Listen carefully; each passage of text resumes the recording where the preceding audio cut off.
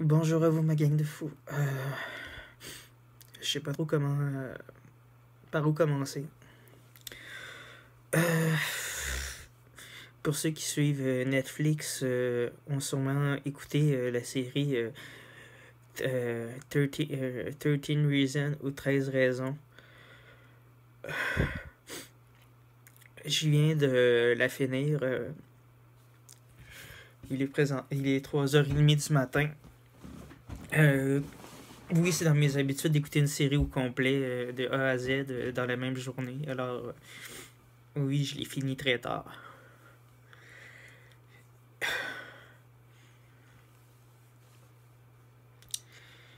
Et oui, ça l'a ouvert plusieurs blessures.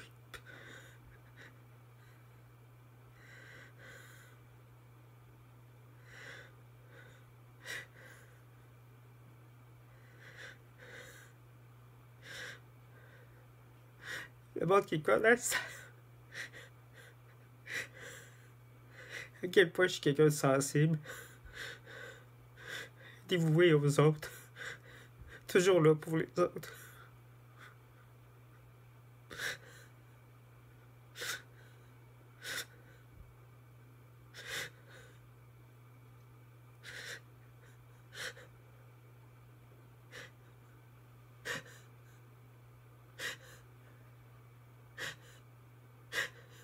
Si vous saviez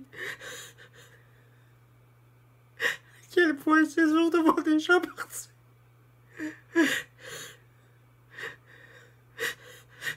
déjà passé à l'acte,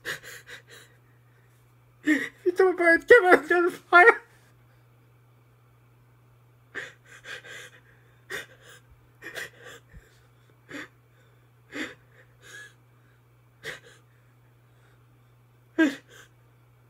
Être capable de le faire parce que tu te dis que c'est trop lent. Ça serait trop lâche de le faire. Mais t'essayes tellement qu'il y a des gens en tête, mais les gens sont pas capables de t'aider. Fait que tu te dis, ben, je vais me fermer la gueule. Je vais faire comme si de rien n'était parce que de toute façon, les gens sont pas capables de comprendre.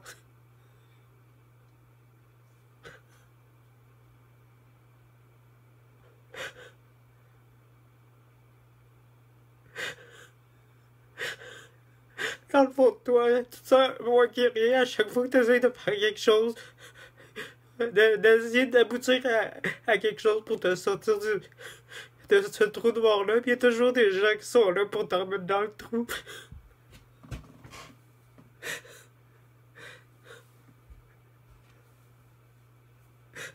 Où ils posent des gestes sans s'en rendre compte qui peuvent te blesser.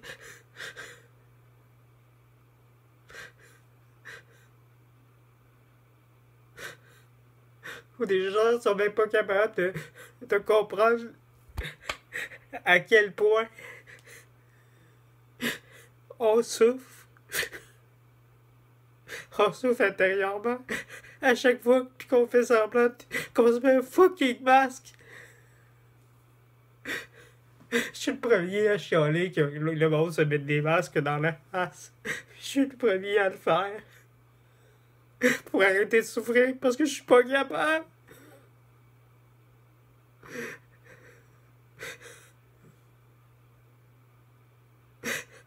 Mon automutilation est pas physique, mais elle est mentale.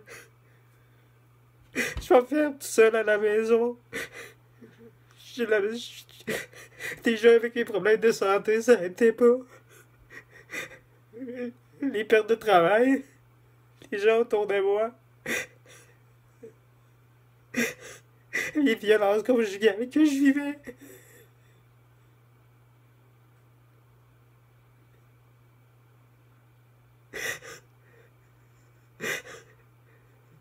Je sens ça comme un moi qui a rien chaque fois.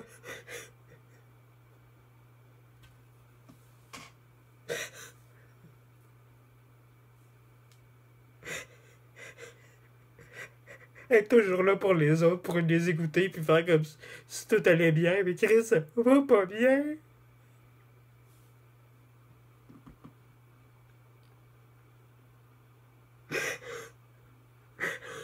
Je vais me perdre à la maison pour être sûr, comme j'appelle ma forteresse, pour être sûr de pas s'ouvrir. Je sors plus nulle part. La vie est virtuelle, je pense que je suis plus capable de faire confiance à personne. Quand j'essaie de m'attacher à avoir une amitié ou quelque chose comme ça, j'ai tout le temps l'impression que je veux gaffer et je vais perdre cette amitié-là. Ou je vais me mettre dans la merde. Enfin, je serais trop, je serais trop gentil pour essayer d'aider quelqu'un qui est dans la merde.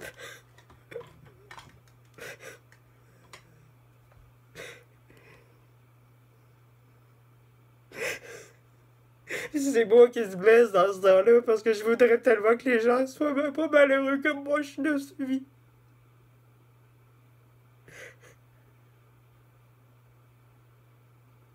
Je voudrais tellement que des gens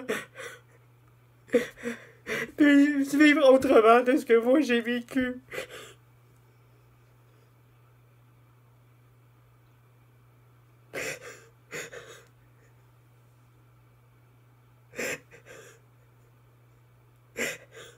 On va vivre avec des parents séparés qui sont pas capables de s'endurer. Pis qu'il y en a qui sont pas capables de vraiment dire ce qui s'est vraiment passé dans leur relation. Pis qui je suis pogné là-dedans. Pis t'en as un qui est toujours pogné dans cette même relation. À me raconter sa vie. À quel point il déteste la personne avec qui il a été pendant plusieurs années, avec qui il a été. Avec qui je suis venu au monde. Puis lui mettre la faute sur son dos. Ça fait 30 ans que j'entends les mêmes choses.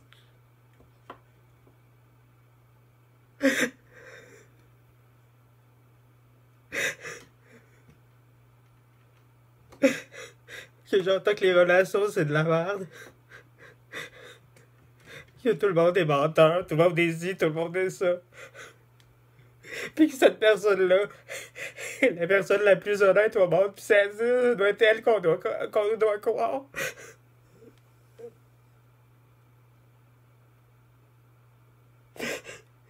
Puis j'ai jamais été capable de la croire parce qu'elle m'a fait trop du mal.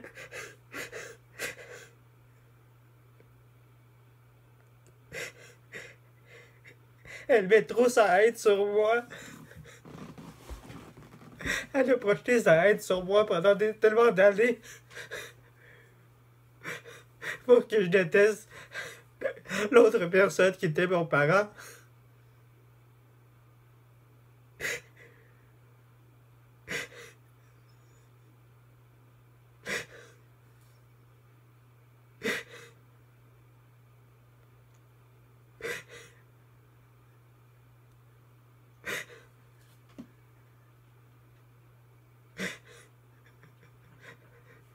Je sais même pas à quel point être jugé, battu quand on est jeune. Pas parce qu'on est juste gay, parce qu'on est petit. On est le protégé des professeurs.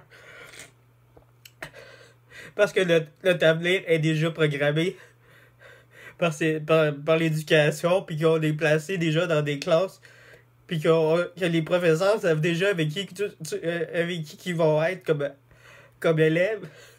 Moi, je savais déjà tout mon avenir. Parce que, comme disait, quand tu vas être plus vieux, tu vas être dans cette classe avec cette personne-là, puis ces professeurs-là qui étaient, bon, mettons, au 3e année, 4e année, ils avaient hâte de m'avoir, puis ils disaient, j'ai hâte de t'avoir, Jonathan, quand t'arrives au secondaire, ben, Chris, y'a plus personne qui t'écoute, hein. Se faire battre. Se faire noyer dans une piscine. Se faire enfermer dans des cases. Se faire avoir de la pisse dans ses vêtements.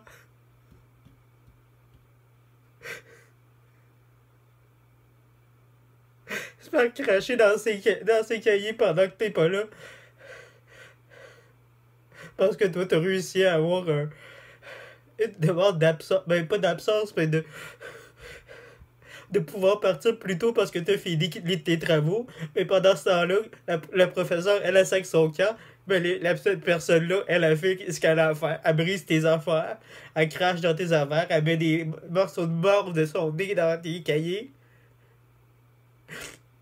Donc, t'arrives le lendemain puis tu vois ça, mais tu peux rien faire parce que cette personne-là est protégée par ces crises de professeurs-là.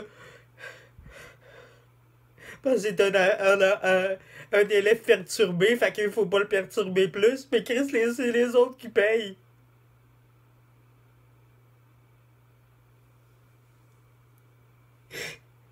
C'est moi qui ai payé pendant un an de temps à me faire battre, à me faire harceler par cette personne-là.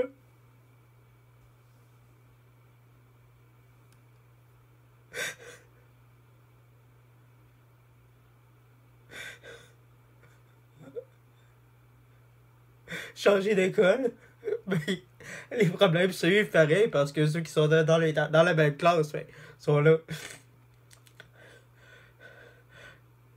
Ils suivent aussi dans une nouvelle école. Fait qu'essaye d'avoir une nouvelle réputation, pas mieux non plus, avec ça continue. Le petit fif qui se fait rentrer dans les cases, mais ça continue. Puis ceux que tu sais qu'ils sont comme toi, ben ils se mettent des bords de. Parce qu'ils savent qu'ils seront plus attaqués. Parce que le petit nouveau vient d'arriver, puis ça va être à lui qui va se faire attaquer, ce sera plus eux autres. Fait que. C'est eux autres qui deviennent les prédateurs, non les proies.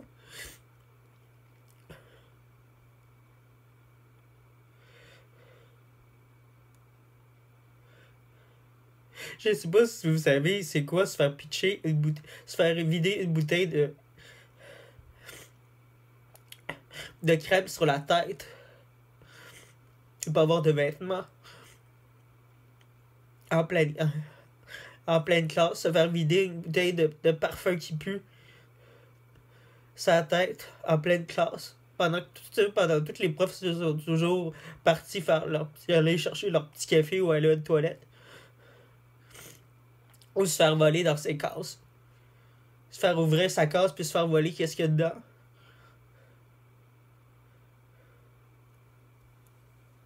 Tout ça par des élèves qui sont perturbés et on peut rien faire, hein?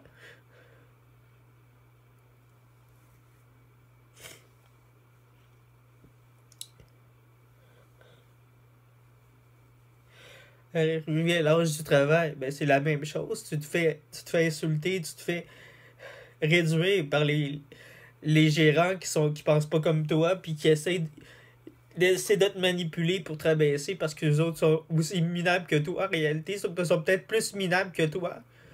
Puis peut-être toi peut-être même plus winner que les autres, mais ils te baissent tellement que tu t'as même plus confiance en toi.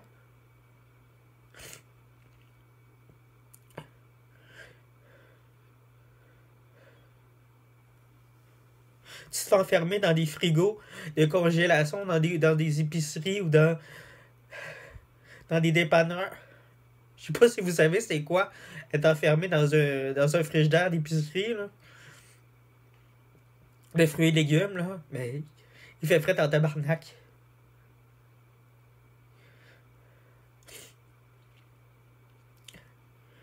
Se faire traiter de fif à tout bout de chance, se faire avoir peur de tout après plusieurs hold-up.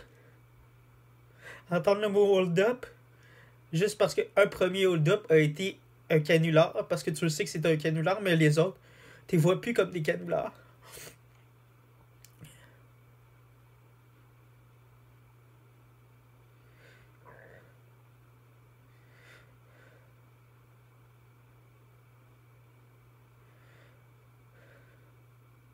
Tu travailles fort et âme pour arriver à quelque chose, mais il y a toujours des gens qui te rabaissent. Arriver à l'âge d'avoir des relations de couple, ben, tu te lies avec des gens que tu penses qui sont honnêtes, puis Ils sont pas. Tu te ramasses dans la rue à cause d'eux.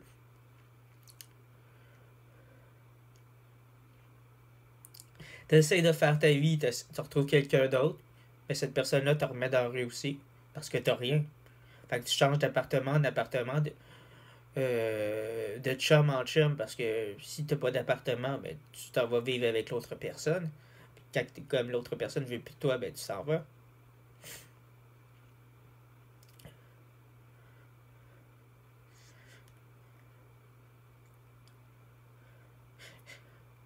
Avec tout ça, ben ça m'a créé bien sûr une dépendance affective, une insécurité.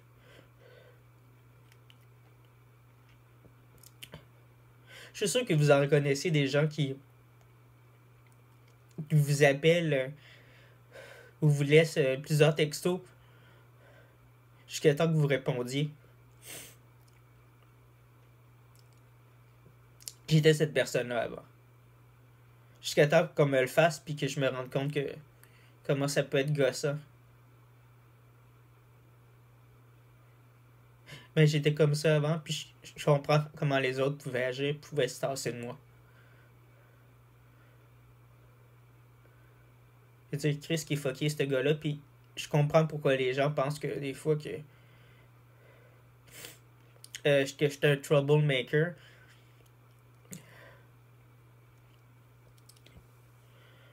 Pour ceux qui comprennent pas, ça veut dire un troublemaker, ben c'est simple, hein, c'est un fêteur de trouble.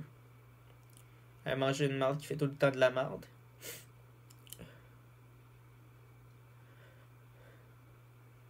Mais en réalité, tout ce que je veux, c'est que ce soit les autres qui aillent bien.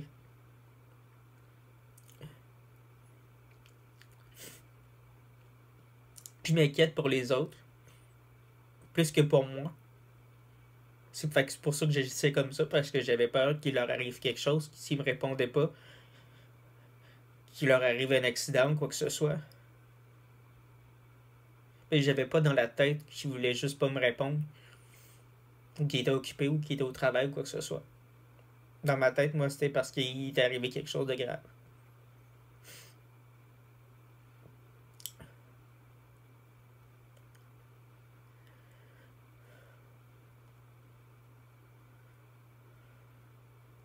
J'aurais pas besoin de faire 13 cassettes pour vous dire à quel point j'ai mal.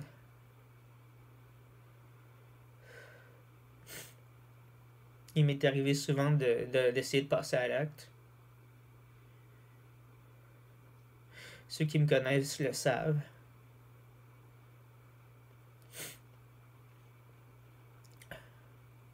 Mais j'échoue tout le temps. Pourquoi? J'en sais rien.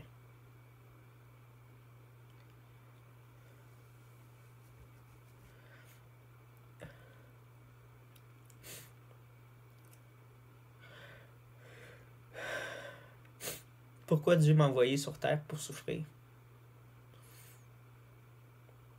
Pourquoi le message de dire que je suis un ange? On me dit que je suis un ange. Et pourquoi l'ange souffre autant pour les autres?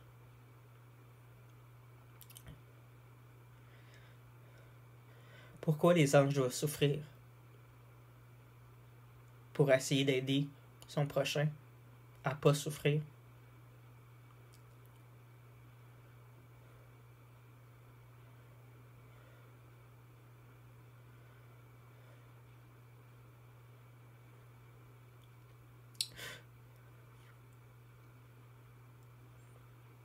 Je comprends pas à quel point, vous ne pouvez pas comprendre à quel point c'est difficile pour moi à chaque fois que j'essaie d'aider quelqu'un de voir que cette personne-là réussit. En même temps, je suis heureux pour ça. Mais en même temps, il y a une partie de jalousie là-dedans. Parce que c'est comme si je leur avais donné une partie de moi, la partie de moi qui aurait dû réussir.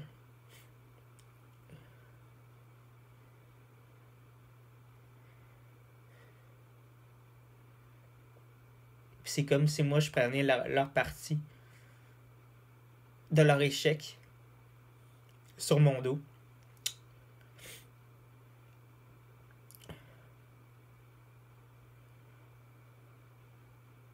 ou leur misère pour leur rendre la vie plus facile.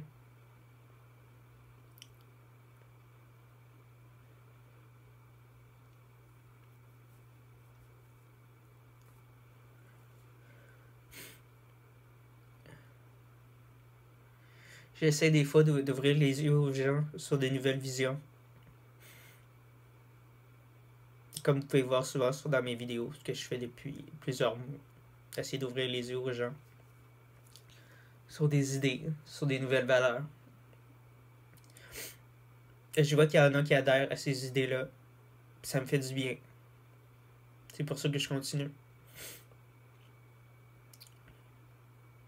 Mais quand je vois des groupes de gens me rabaisser comme si j'étais un moins que rien, puis que mes idées c'était de la merde, puis que je devrais pas parler comme ça, puis je devrais pas inciter les gens à penser comme ça, je me dis que j'ai encore du chemin à faire. Que je suis pas prêt à partir au ciel, même si à chaque jour de ma vie que je me lève avec mes problèmes de santé, je me dis toujours que une journée à la fois que je peux sauver quelqu'un.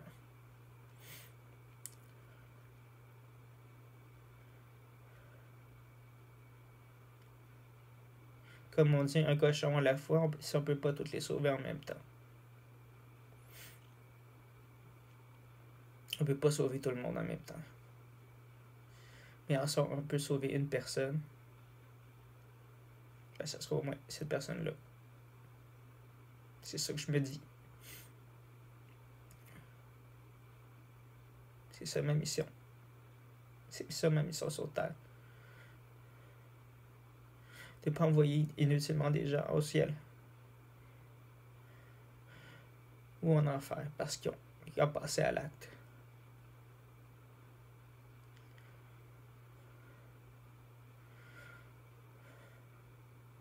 Ou qui ont des vies, qui ont des moments difficiles à passer, leur donner la solution la plus facile et la plus raisonnable.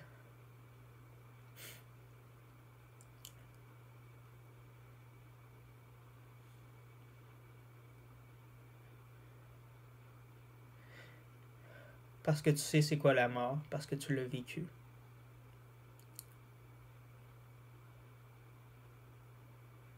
Et oui, je suis mort 3 fois sur une table d'hôpital durant les trois dernières opérations.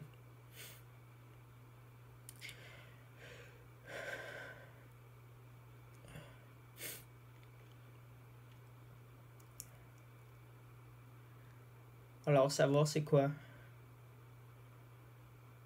voir son corps sur une table d'opération, voir des gens, l'essayer de les réveiller.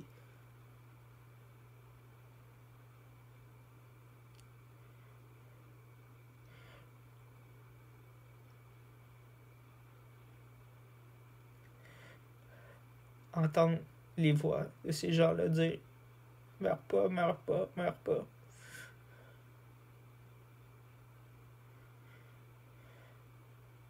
Puis sentir l'autre côté t'attirer.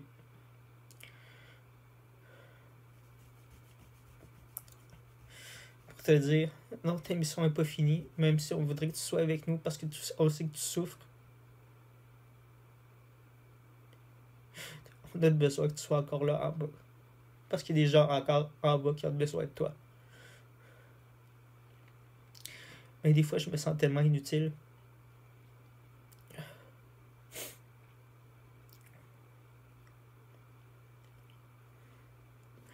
Des fois, j'aimerais tellement tout laisser tomber puis vous dire d'aller manger de la marde.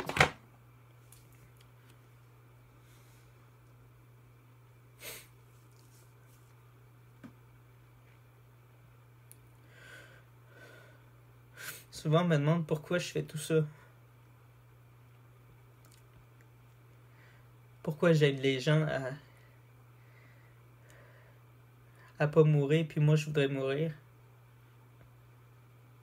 Je pourrais pas vous dire. Tout ce que je sais, c'est que je le fais parce que j'ai une mission. Parce que je crois que je suis là pour ça.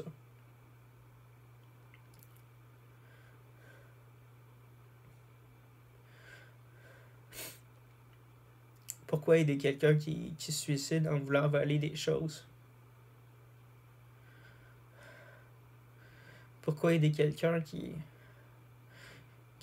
est tellement menteur, qui est violent, à camoufler sa violence? Pourquoi aider quelqu'un qui est en prison? Qu'est-ce que ça va me rapporter à moi?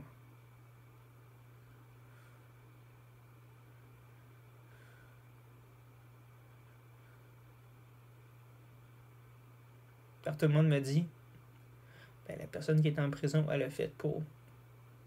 Elle doit être à sa place.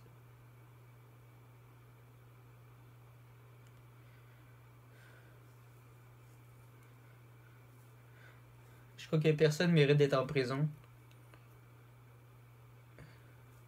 Pour certaines choses, bien sûr. Il y a des choses graves à ce point-là. Des fois, des gens devraient bien plus être enfermés dans une aile psychiatrique à se faire soigner qu'être enfermés dans une prison pour pas qu'elle se blesse elle-même ou blesse quelqu'un.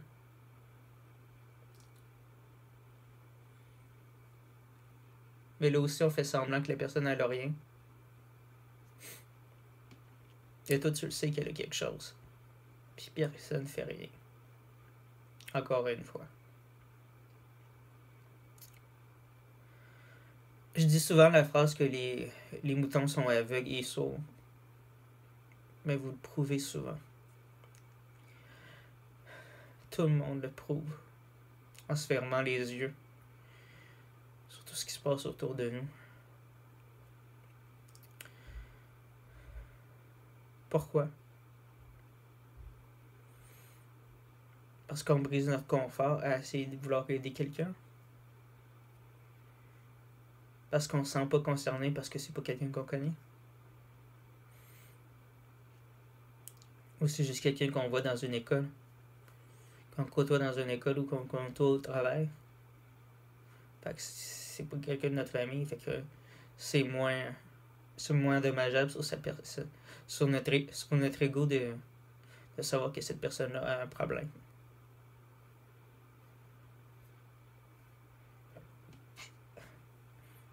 C'est souvent quand on demande de l'aide.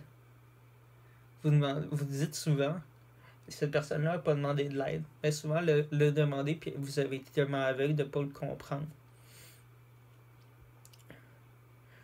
Des fois, c'est par des gestes ou par des mots, des simples mots pour vous faire comprendre quelque chose.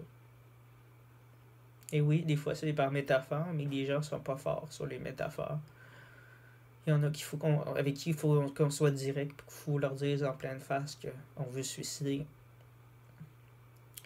qu'on veut mourir, pour qu'ils agissent. Ou même, quand l'acte est fait, ils sont faits, mais elle me l'avait dit, pourquoi j'ai pas agi?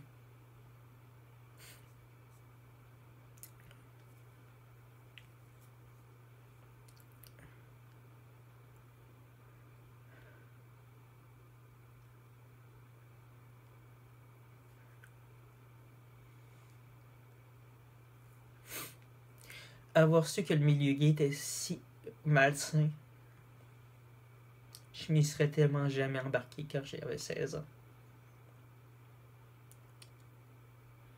Avoir su que la communauté gay me détruirait autant, puis détruirait autant de gens. Même si c'est une communauté qui dit que c'est une communauté d'amour et d'inclusion et tout, mais c'est tellement le contraire. On se sent tellement seul, abandonné, exclu, tellement rejeté par tout le monde qui se juge, qui se critique, qui font des réputations fausses aux gens. Puis d'autres qui les alimentent en les continuant, puis on se dit, crif, alors que cette personne-là est rendue, pourquoi elle continue à penser que cette personne-là est comme ça? Et cette personne-là, elle avait 16 ans. Quand elle t'a connu. Penses-tu qu'elle vraiment a rendu, mettons, à mon âge de 33 ans, que la personne est encore comme ça? Peut-être. Peut-être pas, mais peut-être aussi que c'était vraiment une fausse réputation que t'as fait suivre pendant autant d'années à cette personne-là.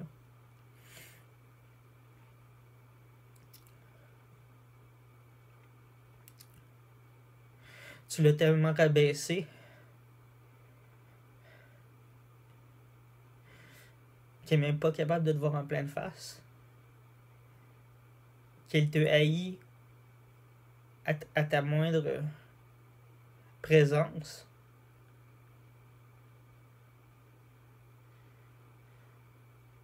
Ben, il y a aussi une part de conscience sociale qui devrait être faite aussi au niveau de l'autoprojection que les gens se font. Des fois, on déteste quelqu'un sur un caractère ou un événement ou une façon d'être. Mais c'est un miroir. Tu détestes cette personne-là parce que c'est un miroir de toi-même.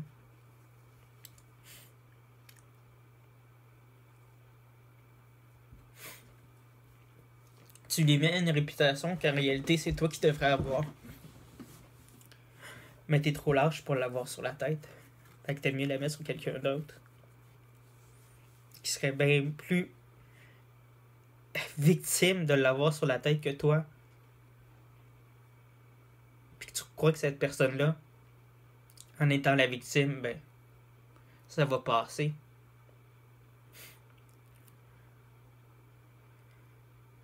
Et toi, tu fais ton bout de chemin en disant, moi, je vais avoir des relations, puis cette personne-là, ben, elle a pas besoin d'avoir quelqu'un dans sa vie, c'est une merde. De toute façon, j'y ai créé une vie de merde, alors il n'y a pas de besoin d'être heureux. Mais tout le monde a le droit d'être heureux dans la vie.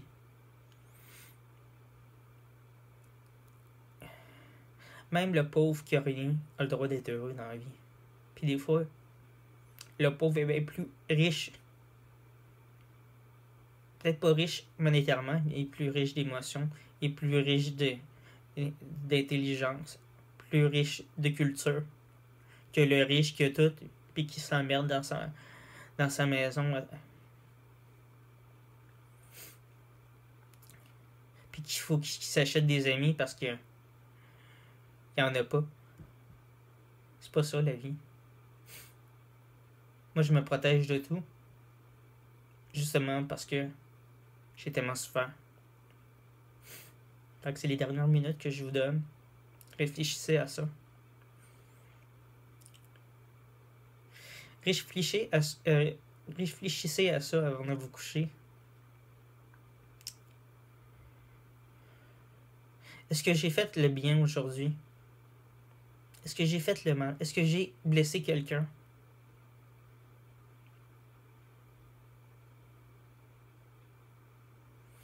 Est-ce que si j'ai fait quelque chose à quelqu'un, qu'est-ce que je devrais faire? Mais c'est aller m'excuser.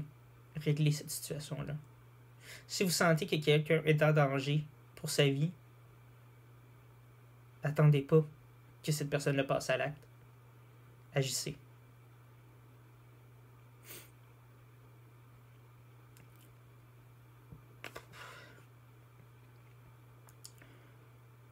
Alors sur ce,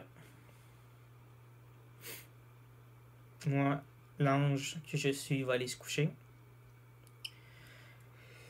Et demain, ce sera un autre jour qui va commencer. Et une nouvelle mission. Alors, à bientôt. Bye.